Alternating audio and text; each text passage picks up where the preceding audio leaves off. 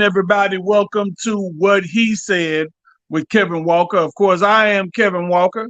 Normally I say the gray bearded one, but I can't give that distinction tonight because our guest tonight, Mr. Sean Wilburn, right here, he's gray bearded as well. So, you know what? I'm going to stick to my norm. The gray bearded, handsome one on the screen.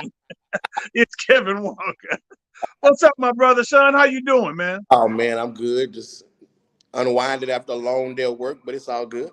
I hear you. I hear you, man. Look, I just to everybody that's gonna be on, man. I wanted to get Sean on, simply for the fact that we've done this, I think, one time before, and other than that one time of doing this before, we've had several conversations over the phone. We always put on three-way with each other whenever Elisa is around, but um, man, we always have very intriguing conversations.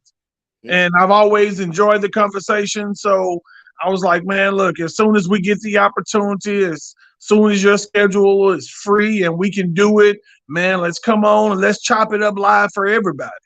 Yes, indeed. So, man, won't you tell us what you have going on? I know you got your He Said, She Said podcast. Tell the people about that. Tell them where they can find you and when they can find you. Okay. Well, got actually several different projects going on. Of course, first and foremost, I'm an assistant pastor at Healing Room Church, and services every Sunday, of course, at like 10 a.m., 8611 Daffodil Street, Galleria area, if you ever want to come and check us out. Also, I am the co-host on a show that we started probably about a year ago called He Said, She Said, myself and my co-host, LaTanya Ellaby. We call it First Fridays. I don't know if you remember back in the day when we used to hang out, First Fridays was the thing. So that's kind of our thing. So it's every first Friday here on Facebook Live. And then I have two other shows that we are kind of working out. My guy Keon that you had on with me the last time. Yeah. We're getting our thing back going. And it's just going to be he and I. We had kind of incorporated the women into the last thing that we had. We had something called Doctor's Orders that we did for probably about 10 years. Cool. So now what we're doing is getting that back going. And in doing so, it's going to be kind of a cool little concept. I don't want to let the cat out the bag quite yet with how we Yeah. It's going to be pretty dope. So got a lot going on, man. But just excited to be here to share tonight. Yeah, I'm excited to have you, man. I think you'll be able to educate some people on some things from a different perspective. Of course, you mentioned being a pastor. I was going to let you tell that side of it because not everybody, I want people just to judge the man for the man without putting a jacket on his back. Right. So the fact that you did mention that you are a junior pastor at your church, I got several topics. Some of them, we'll see. Hey, man. So when dating, when is it too late to say, I don't want to do this anymore? It's never too late to say, I don't want to do this anymore. It's the time that's too late is when you have the ring on somebody's finger and they have your last name. That's when it's too late in my eyes. Dating is investigation. So, and if you understand how men date like how corporations hire. Okay. So typically, that's why most times because it's not a attachment for us, we are dating to see who best suits us and vice versa, who we suit. So it would be silly for us to decide that it's because we're dating and now things are not going right, I gotta stay even though we're not married. That's silly. That's asking for failure. So I believe it's really when you get to a point to where you are in a marriage, that's when you need to be trying to figure out how to work. So let me ask you this, having said that, of course, I probably should have had a female on here with us as well, but so that they can give their perspective about that, because I believe a woman is going to watch this and she's going to say, no, you know what? That's why I'm careful. That's why I'm careful in using my terminology. I'm careful not to use the term dating unless that's truly what I'm doing. Because unless we've had a conversation, Sean, and we've said to each other that we're exclusive, you're all I'm seeing, I'm all you're seeing, that's what we agreed to, then dating is, hey, I can go out with Elisa on Monday, Megan on Tuesday, Kim on Thursday. Dating is me interviewing an array of women until I find the one I think, you know what, I enjoy her company a little bit more than others. But in a woman's mind, if you entertain her more than 2 or 3 nights, hey man, they think y'all exclusive, bro. I mean, you know that. I mean, you've dated women who, for whatever reason, clutched on and wouldn't let go. Mm-hmm. Unfortunately, a lot of women are in full-fledged relationships with men who are only dating them. And that is because when we look at dating, we look at it from 2 totally different spectrums. So when a man is dating, it is very in the moment. Okay. When a woman is dating, it is futuristic. So at the table while y'all are conversing, she's already in her mind romanticizing the fact that you make a good husband, you know, that you may, if she got children and she needs somebody to help her with him, he may be a good daddy for little Johnny. All those different things in your mind, you know, circulating. Where at the time you're just trying to get to know her. You're just trying to you know, see if there's attraction there, obviously, because I'm here with you. But attraction doesn't keep you together. You have to have, you know, all of the other intangibles that make it work. So I think when you understand that our end games are the same, but how we look at it are different, I think that's when we communicate a little better.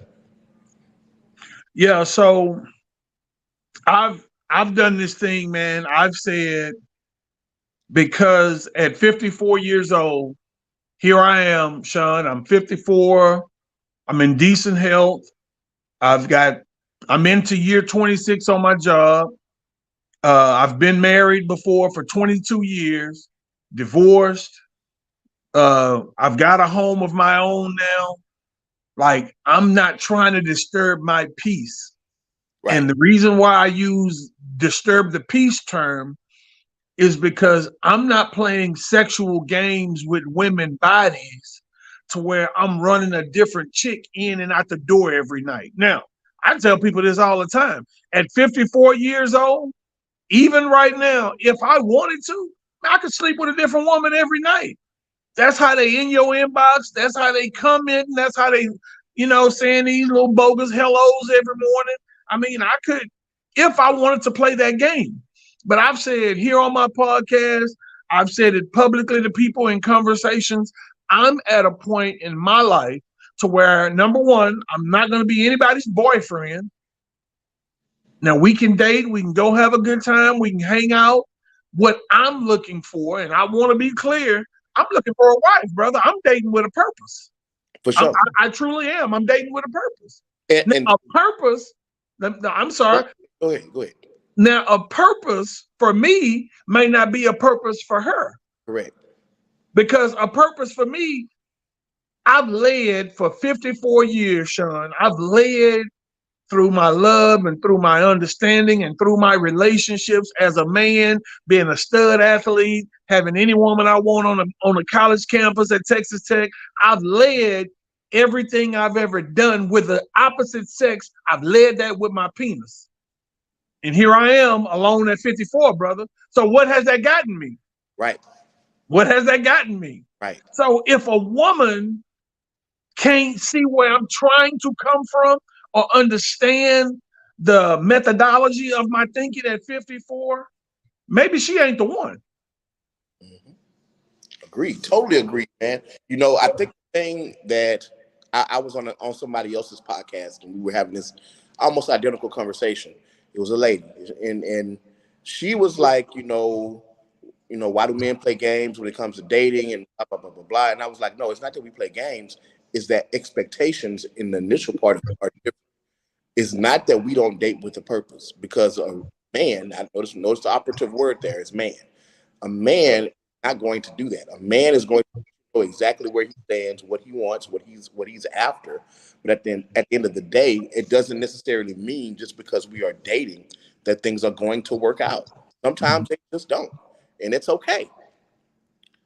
That's where conversation and being grown comes in, you know. So, but yeah, I totally feel you on that, man. I'm 47, and I can't say I necessarily live with my penis. Unfortunately, me having the pastor disease has kept my. So you know, either you got the ones that chase after you, and you know you don't want them to know what they're getting into, or the ones that run from you when they find out you're a pastor. So that's kind of been my thing, my dating experience until probably about my mid to late 30s. Yeah, yeah. So just from dating and having certain conversations with certain women, I found even when a woman sit down with you and have a heart to heart, Sean, even when they have a heart to heart and they say they on the same page and they say they understand and yeah, why do women still buck the system? Because they think they can change your mind. So I'll give an example. I was seeing a young lady. I'll say dating because I wasn't just seeing her, I was seeing others, and we agreed how we were going to see each other. We agreed that, hey, during the week, we'll do this. On the weekends, we'll go a different route because, hey, you ain't at work, I ain't at work, so we'll see more of each other at that point. And you look up after 2 or 3 weeks of, okay, yeah, so you're following the plan, but here come week 4, and you hear Monday, you hear Tuesday, you hear Wednesday, and because I'm just a kind-hearted guy, it's irking the hell out of me to say, hey, look, we talked about this. We talked about we're going to be with each other as much as we can over the weekends, but during the week, I'm going to kind of have my space, and you're going to kind of have your space. And it ain't just been one. If it was one, I wouldn't. It's been 3 or 4 that's bucked the system after I've so-called had an honest conversation with them on the route that, hey, this is what I'm looking for. This is what I would like to do. If this ain't cool with you, then, hey, man, you know, let me know. Mm-hmm. If this ain't something you want to do, if this is not an agreement that you can have, if you're looking for more in every moment, then, hey, maybe we ain't for each other. But when she agreed to it, I'm thinking we good. Right. Yeah, man. I mean, unfortunately, that's the mistake that a lot of women make, thinking that men will change because they're a good woman, or men will change their mind. I'll say it that way, because they're a good woman. He'll see my worth and value and change his particular standards, come what and be what I want him to be, and that's not how that works. Yeah. And the thing I always tell them, look, everybody will cook, because they were like, well, look how I cook. Everybody will cook. I have yet, in this process of being single after 22 years of being married, I have yet to run across a woman that don't want to charm, because I'm a big dude. So they probably think, well, his fat ass, you know, he want to eat. So right. I'm going to cook for him. Right. And that's how they try to all win me over by cooking. And that's cool. I mean, don't get me wrong. You know, if you've got some talent or some goal, you know, as men, we try to show that off as well. You know, so that's the approach that they normally try to come through with the cooking and the cleaning, the show. I had a chick I was dating once. She told me, and I didn't listen. And it's my fault, because number one, I pursued her. Originally, when I saw her, I was like, oh, yeah, man, I'm finna, yeah. I literally pursued her. But once I pursued her, I started to realize and understand why this woman was single.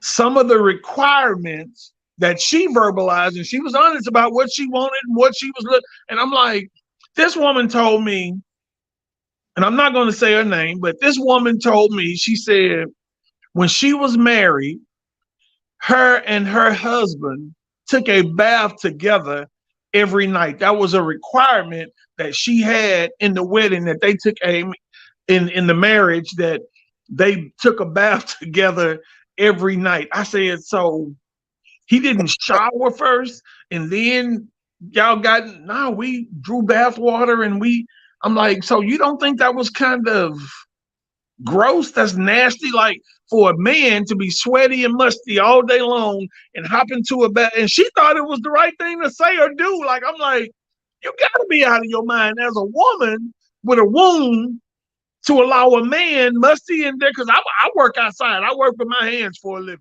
Right.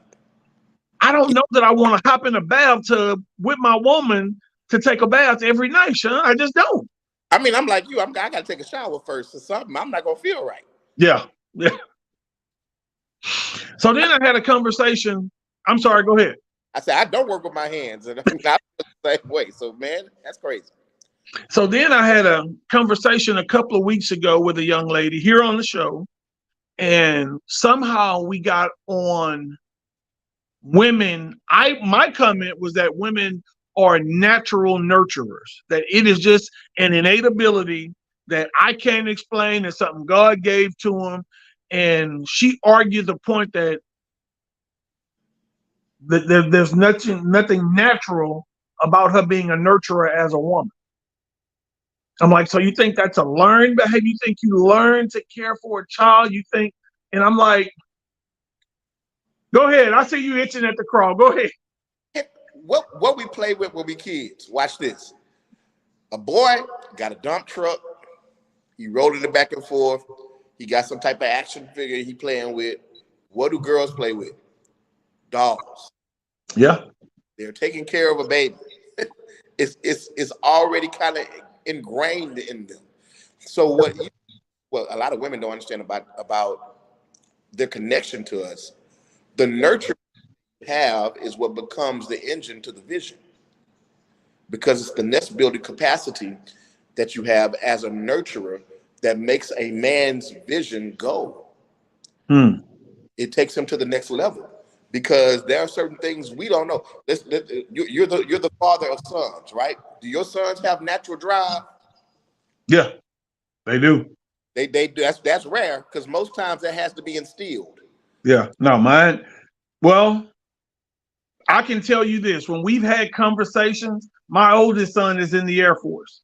Okay. And when we've had conversations about what he should do, the abilities that he have, and hey, you got to be able to. And he's like, Dad. He stopped me one time and say, Dad, hold on.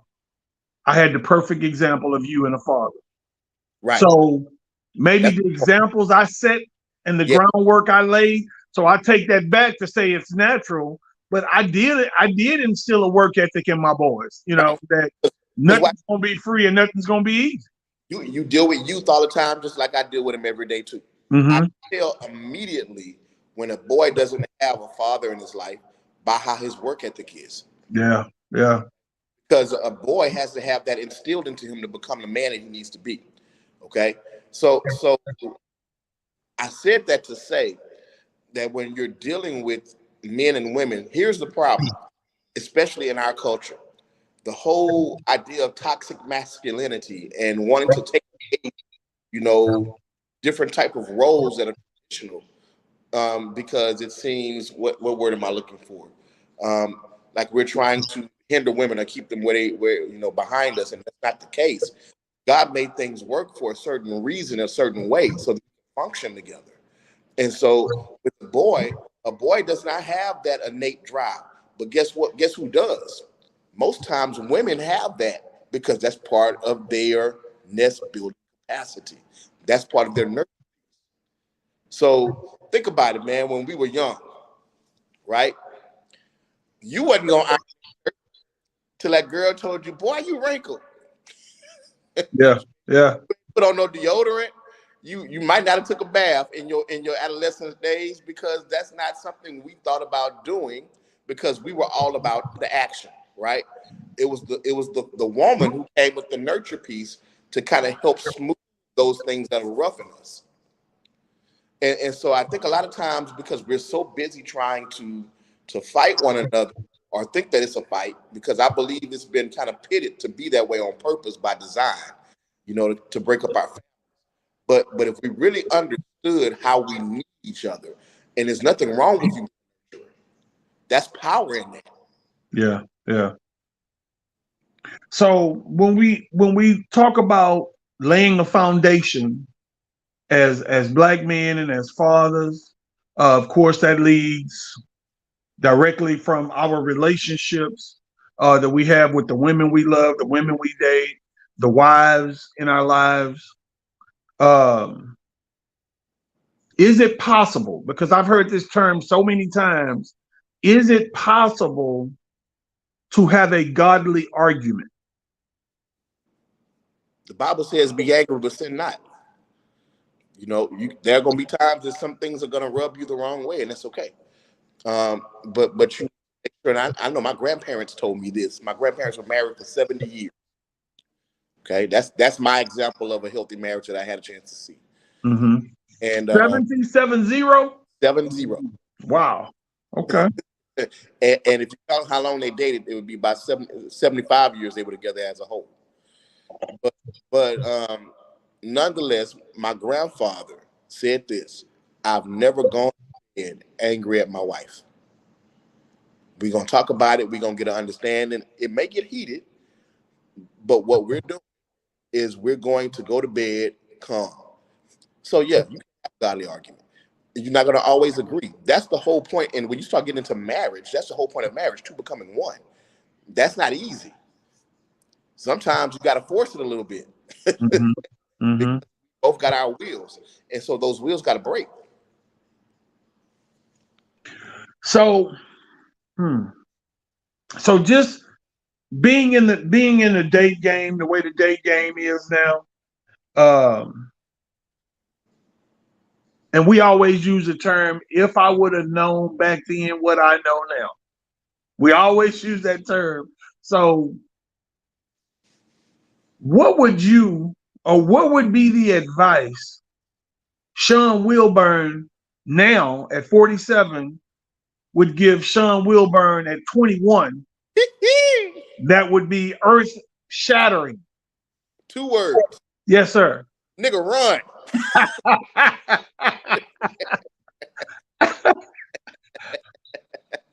Well, what would you be running from, Pastor? So I'm playing when I say that, Mm-hmm. but I'm kind of serious. So I was in a very toxic relationship when I was 21. That was my first love, actually, and it was my college sweetheart, and we both were trying to figure it out. And there were some things I saw up front Mm-hmm. that I should have saw and said, "You know what? I'm good." But because I was caught up in the whole ecstasy of the relationship, the moment, you know, the feeling and all the other things that go along with that as a 21-year-old, I found myself in a very, very toxic situation.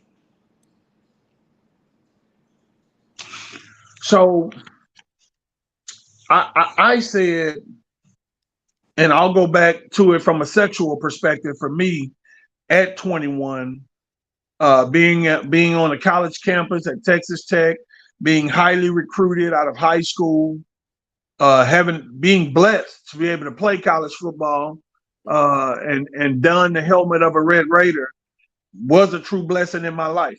I got recruited from an all-black high school and dropped on the campus at an all predominantly white university.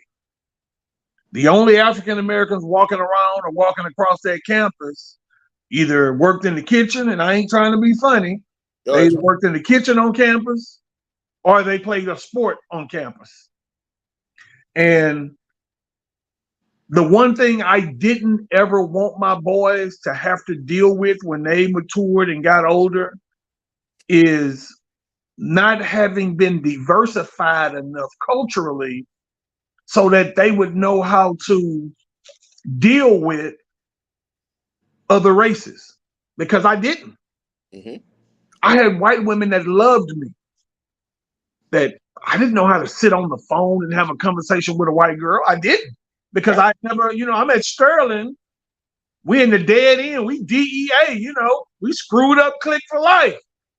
I didn't know nothing about, but I always heard my mom say, when you in Rome, you do as the Romans. I said that too. But it never clicked. So here's what I come from, Sean. My sister is 9 years older than me. Okay. My sister graduated high school from Jones here in Houston. She was in the Vanguard program, never made a B the entire time she was in school. My sister left Houston and went to Trenton, New Jersey. Wow. Princeton. Okay. Graduated from Princeton 3.5, 4 years, got her degree in religion, and wonderful girl, wonderful lady. But she was exposed to that environment at Jones through their Vanguard program. She basically grew up between Houston and Bay City, where my great grandmother was. Again, she was in an environment as a Bay City Bobcat at that high school where, hey, everybody didn't look like her and talk like her. Right. So the diversification of her upbringing was totally different than mine. I was always stuck here in Houston. We went from Third Ward to Sunnyside to South Park as a kid. Where was I going to see some white folks at? Not many places. my educators, some of them were. Right. But not my peers. Right. Not the little girl down the street who I like. Right. So how do you learn, or where do you learn communication skills, people skills? That's exposure. You just said it. You know, when kids only see the environment that they're around, they're very limited. I've been in education. I'm about to finish my 28th year. Okay. Mm-hmm. And I would say 28, I worked in the hood. These last two, I'm in the suburbs, and it's a total landscape. I teach well-to-do American and African children for the most part. Okay. Mm-hmm. And what you right off the top is what their parents have exposed them to, compared to, you know, where we're from, you know, especially in now today's culture, we want our children to look like they've been exposed. There's a difference. Yeah. You know what I'm saying? When I say that, Yeah. You know, you got on Balenciaga and Gucci, and you got a Gucci backpack with pens and pencils in it. Because your mom or your parents or your people wanted you to have this particular image. Mm-hmm. You don't even know where stuff is from. It just, you saw somebody in a rap video wearing it and you think it's cool. Yeah. And so looking at what you've been exposed to, that actually helps you in your education experience. Because if you are exposed, you're open. If you're not exposed, you're only open to what you know. And that goes even to with people skills. You know, if I'm only dealing with this certain amount of these certain people, when I get out into the real world, then I'm in culture shock, literally, because I've never been exposed to that. So it's all about exposure. Yeah, so let me read a couple of these comments. I see Pamela Crouch says, it depends on you if you have God in you for real and not just for show. She was talking about the godly argument. So Ron Love said, it's natural, Kev. Don't change. Just be you always. Well, yeah, at 54, I know that now. I mean, I've learned that over the past 20 years. Right. You know, just to be myself. But, you know, we're talking to a 17, 18-year-old me, you know, going away from home. You know, hey, if you don't learn to get up for class, you're going to lose that scholarship. Correct. You know? So Pamela Crouch is back. She said, I graduated from a predominantly white school and still to this day get teased for what people perceive as white girl voice. No, and you know what's crazy? Like, here I am, a graduate of Sterling. Yeah, I spent the time at Texas Tech, but I went to Albert Thomas and Madden, which was, you know, again, African American. And right. I get teased by some people in the same community that say you talk white. Like, what's talking white? Right. And I know, like, for me personally, what irked me is, as an athlete, when I used to see other guys getting interviewed, to hear, you know what I'm saying? You know, yeah, man, you know, it was a good game, you feel me? And we did, oh, I hate you, feel me? And you know what I'm saying? So I made it a point, Sean, me personally, that when I would sit down with media I would never use colloquialisms in my conversation. Right. I was going to speak like I had been taught to speak because I was a kid in high school. Although I was an athlete, I played varsity football, varsity basketball all those years. I was a guy that was also in speech and drama. And the one thing that Mr. Faulkner taught us was to project and pronunciate. So that's something that every coach in your speech and drama teacher is a coach. I took something from every coach that I encountered along the way that made me who I am.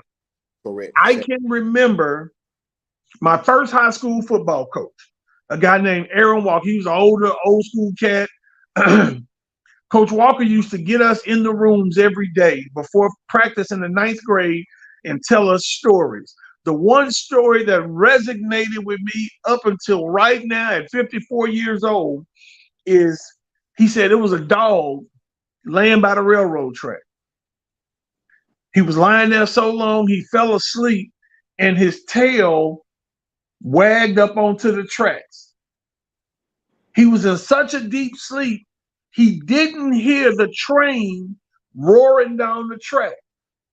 The train came and whoosh, went right by him with his tail end on the track, and the train cut off a little piece of his tail. He said, boys, I want y'all to understand the moral to this story. Don't lose your head over a little piece of tail. Hey, I'm 54 years old, son. I promise that is something that has resonated with me all my life since that man told me that story at 14 years old. 40 years ago, I've always kept that stuck in my craw. Don't lose your head over a little piece of tail. Boy. That's a Coach Walkerism. That's something he taught us. That's real. On top of saying that, he also told the story of going into Mrs. Jones' backyard. And this was a story not only he told us, he didn't use Miss Jones, but my college coach, Spike Dykes, used to always say, don't get bit by the same dog twice. If on Monday you decide to take a shortcut and jump in Miss Jones' backyard and her dog bites you on Monday, you'd have to be a blithering idiot to take that same route again on Tuesday to let that same dog bite you again.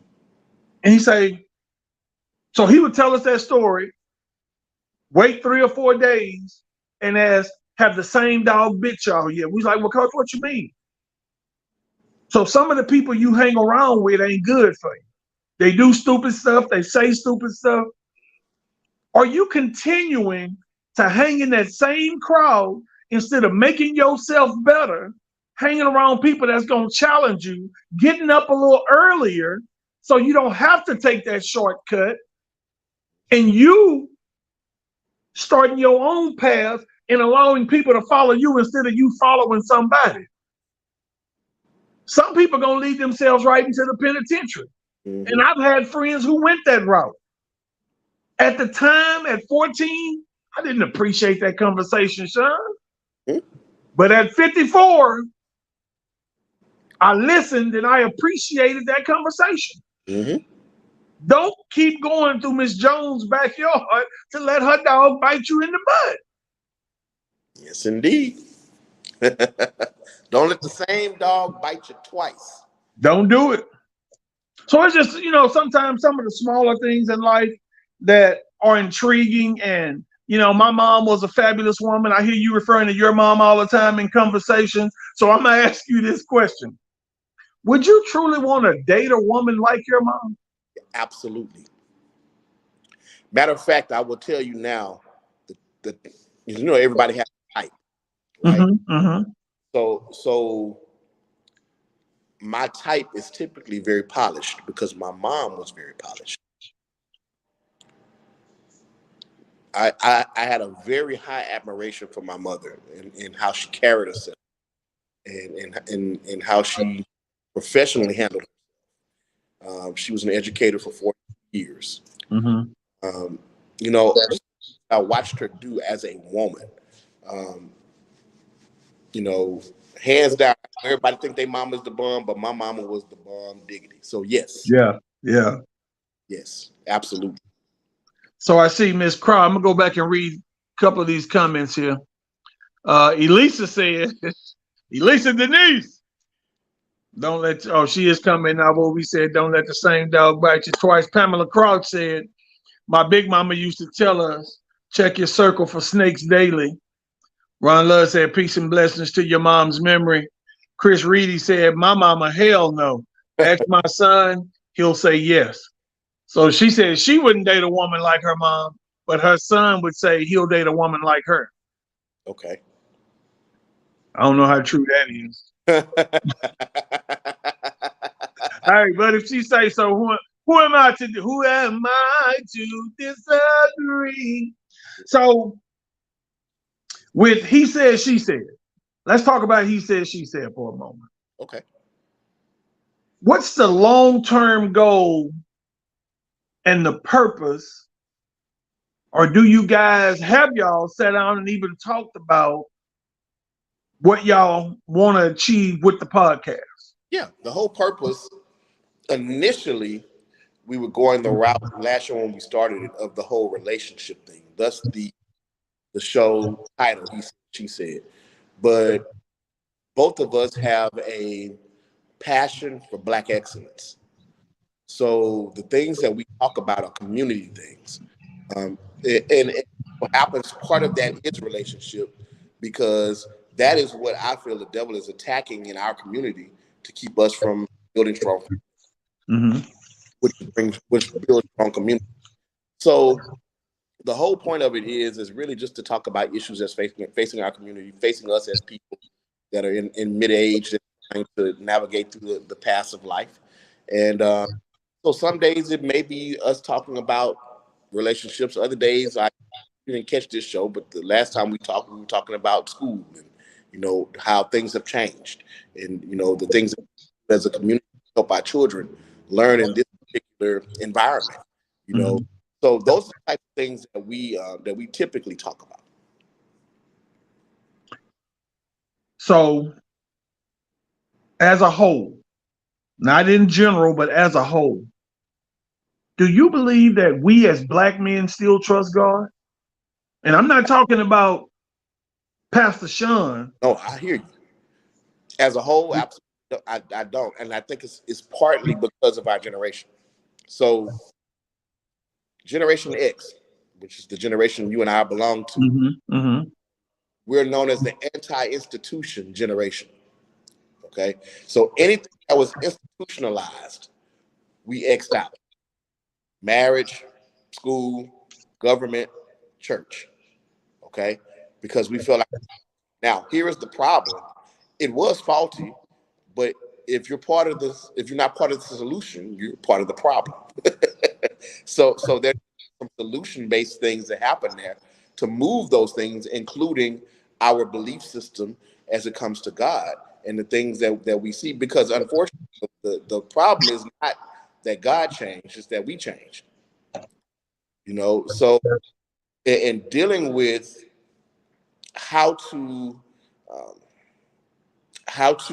win the match, you can't win them with 1965 tactics. Yeah. We have to. I want you to think about it, man. When we were coming up, you know, church was social. Think about that. Church, you hanging out with all your friends. Yeah. You know, as a pastor now, youth departments are dismal. It's not a lot of children in church no more because people have stopped bringing. You know, and it's because we have to change with the times to be able to still give the same message, but at the same time, be able to make it relatable to today. And I think that's why we've lost a lot of people. I think a lot of people have not necessarily lost faith in God, but they've lost faith in church. And therefore it translates to God. Does that make sense? Yeah, it does. Absolutely. So Chris Reedy says, however, when men run back to God, I think families will get back right because it starts with the men in our lives. Mhm. Agreed. Ron Love says we lack in having proactive principles regardless of our religious beliefs. Yes. So that goes back to that whole anti-institution thing. We threw the baby out with the bathwater. So all the principles we were taught, unfortunately, we didn't pour them down to our children. Hmm. Okay, so you got millennials that did not have the same value system that we had because in our mind it was antiquated. Things like loyalty, Yeah. faithfulness. you know, how many people you can say now? Especially me working in education, I see this all the time. Generation Z will stay on the job 2 years and leave and go somewhere else. We had that longevity, but that was poured into us. Yeah. So Yeah. we're morally bankrupt because the things that we held as values, we no longer hold as values anymore because we threw them out with the systems we didn't believe in. So about 3 months ago or better, I don't know the gist of what happened. I just know there was a situation. Of course, my ex is dating again, and I have a 13-year-old that still lives with her. There was a situation that happened. Things got out of hand. My baby boy called me. Of course, hey, I'm trying to get there on two wheels, but they live on the other side of the world. They live in New Caney. Okay. So, a drive from basically Pearland to New Caney, I'm going across the country. Right. And God caused an accident as 288 turns into 59 North to slow me down. Mm-hmm. And I was on the phone with my oldest son that's in Wichita Falls in the Air Force. And he said to me in that moment, Daddy, that was nothing but God. Mm-hmm. Because you're angry. Mm-hmm. So 2 weeks go by. 2 weeks go by. I'm sorry, 2 or 3 days go by. I go back that weekend and pick up my baby boy, my 13-year-old. I'm still pissed off, Sean, about the situation. Right. Because I couldn't get there and be Captain Saver to my baby. Right. My son at 13 got in the car and said, I was like, so, what all happened? Tell Daddy what happened. My son said, blah, blah, blah, explain the situation. He's like, but Dad, it's all good. I mean, he apologized. And, I learned in Christian summer camp that if you can't forgive people, you die with a sorrowful heart. This is a 13-year-old telling his 54-year-old pops, basically, chill out, relax. So I had a conversation with a friend of mine, and she was like, so are you upset? Are you angry? I said, it's impossible for me to be angry when my 13-year-old said, Daddy, I forgive him because he apologized. How could I be angry, Sean? Right.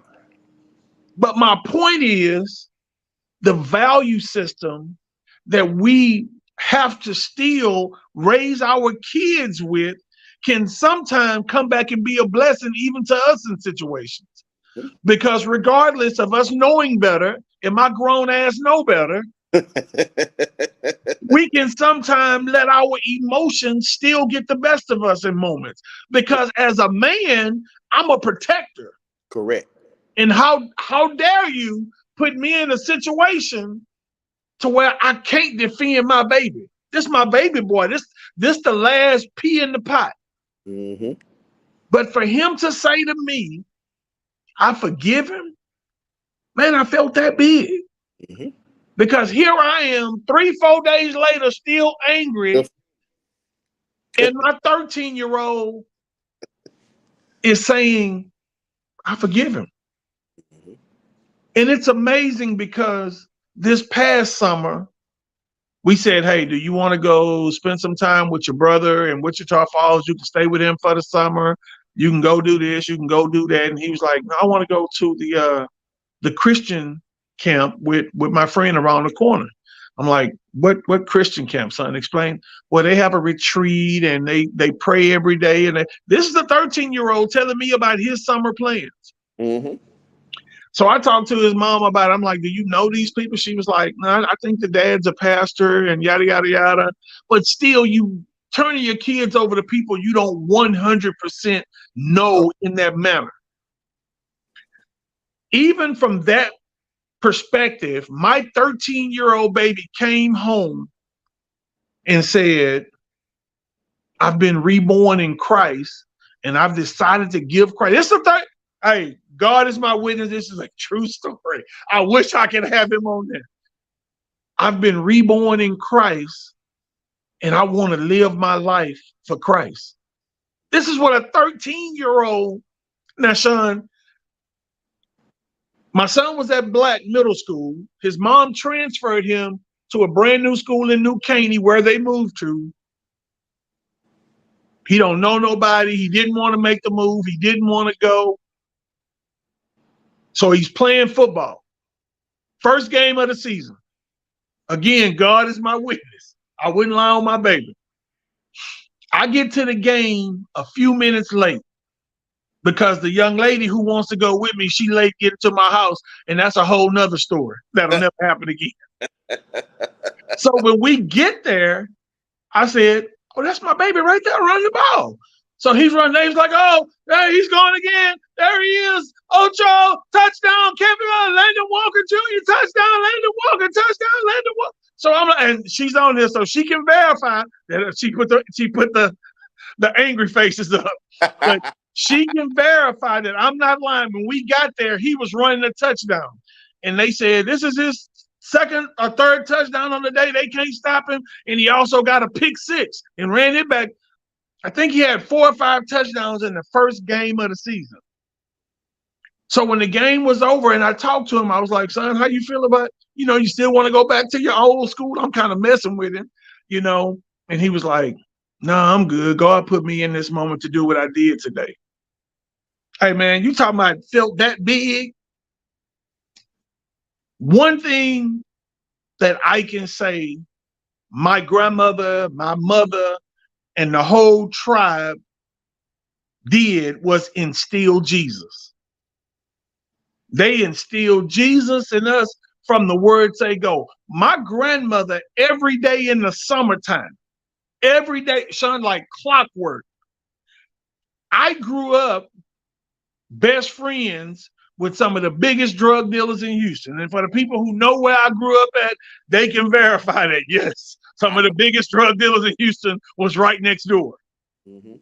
But she made all of us, including AV, Anthony Valerie, that's on 92.1, we had to stop everything we was doing at 12 o'clock every day, come in and have what my grandmother called devotion. Mm-hmm. Because she believed if you raise up a child in the manner in which, come on now. Yeah, they won't depart. And so I just tried to basically simulate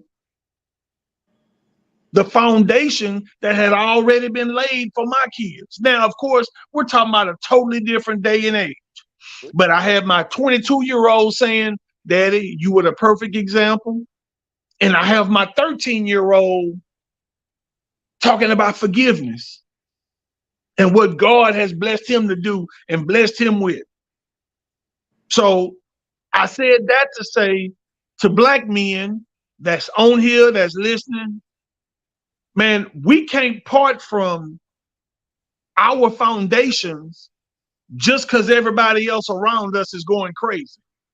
Just because everybody else around us is going right, and we know the roadmap says go left. Mm-hmm. And they say, what's the roadmap? The roadmap is the word of God. Correct. And I tell people all the time, I'm not the world's greatest Christian. I ain't no pastor. But what I do know is that the Bible has been given to us for a reason, Sean. Yes, sir. I don't mean to dominate the conversation. Oh, man, but yeah, no, that's just, man, some of the things that I feel we are so getting away from as a people is that I say it when it comes to athletics, and you know this as a guy who's coached the game. If we had nothing else at our black schools, we had athletics. Sir. And that was the majority of us, that was our way out of the hood.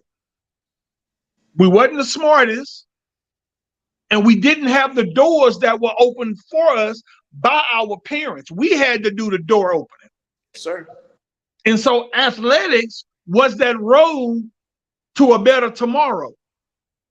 It's the same way biblically. Mm-hmm. That's why I pose the question, as black men, do we still trust God?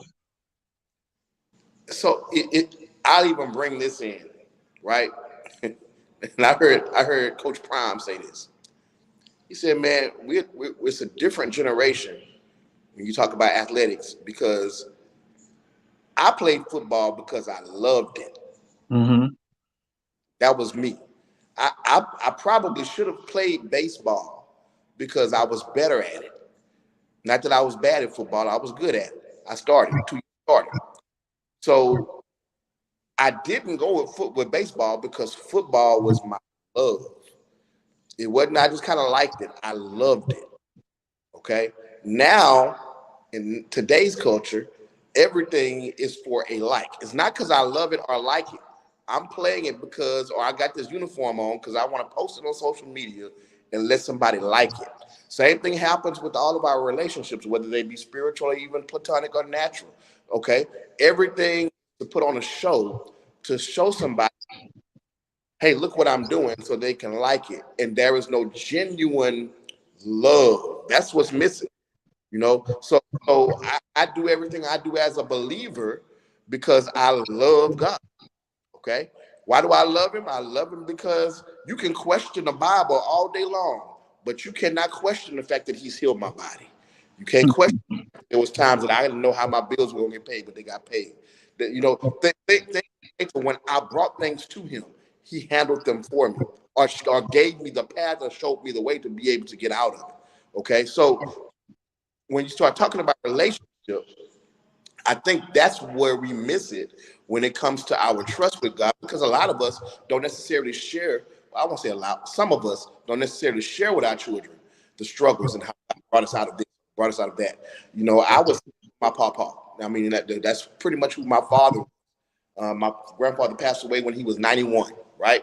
So I would sit with him. We would go on rides, share with me, you know, with an 8th grade education. This is what he was able to do with the help of God. So faith was instilled in me because of the example that I had, just like you're doing with your kids. You know, everything that has happened, you know, with the football situation and with your son wanting to go to summer camp, all those things are because of conversations, not just do this because I said so, but conversations where you impart it into. And I think that's where we're missing as fathers. There's not a lot of impartation going on. It's just a lot of paying bills and buying them stuff. But you got to impart it. Come on, son, get in the car. We're gonna go get a hamburger, give mama a break real quick, and just, you know, on the corner talk. That's what my grandfather did with me. Share those long stories. Let me see those things that you went through, so I know it can happen for me. Mm-hmm. No, man, one of the funniest things that ever happened, Kevin, you know, a lot of people don't believe I went through some stuff in my young years too, trying to find myself. My 8th grade year, I barely passed 8th grade. Okay. Now, mind you, my grandfather had an 8th grade education. He was the second oldest of 10 children. They lived in a little shotgun house in we call the Heights now. So anyway, my mama, after we were leaving the school and I found out I passed for the year, she said, well, you going to be with my dad and them tonight, so get you a bag ready. He's going to come to pick you up. My grandfather, a retired steel worker who opened his own or started his own lawn care business. Okay. So you are going, don't you? Yeah, So, yeah, so, yeah. so he comes in and he said, no, son, don't get that. Get you some stuff you don't mind getting dirty because you're going to go to work with me tomorrow. Mm-hmm. Now, mind you, going to my grandparents' house in 1989, That's back when cable was not readily available at everybody's house. Yeah, So yeah. they had cable. Grandma was gonna be cooking. I'm gonna have a good time. Not so. What my Mhm. father did literally is he took me with him. That I get up and I cut my first yard at 6 in the morning. Be ready. We leave out of here by 5. Grandma gonna get you some good breakfast. Get some breakfast in you. I don't stop till 3 for lunch. And he didn't lie. In June, man, we in there in that hot sun, cut them yards. We stopped at 3. He took me to Burger King, got me a little 99-cent Whopper, told me to get some water. We kept going. We stopped at 9 o'clock at night. He pulled up in the driveway and began to explain to me, this is what I got to do to make sure my family got food on the table. Because I only have an 8th grade education. That means now you made it out the 8th grade, you're further along than me. Do you want to do this, or do you want to do something? That lesson left an indelible impression in me, Mm-hmm. and I changed. So all that to say, man, it comes right back down to the examples that we give, and what we allow our children to see. I saw my grandfather, I saw my mama praying, so for prayer, and it's hard for me to deny what I've seen God do for them because they let me see it. Yeah, yeah, yeah. When I was grown, it happened for me too. So I'm now I'm dominating. I'm sorry. No, that's good, brother. That's good, man. I appreciate you sharing because we got like 3 minutes left. Okay. So I would just ask you this.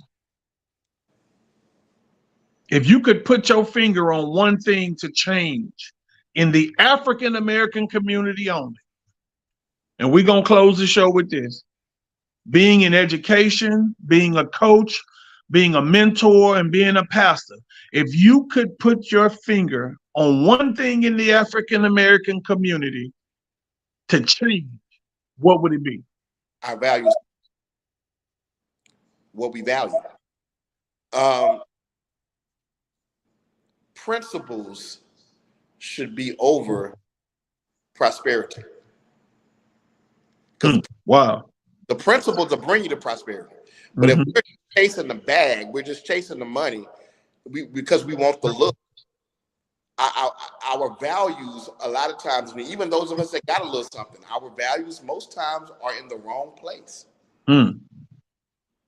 Principled people are successful people. Think about that.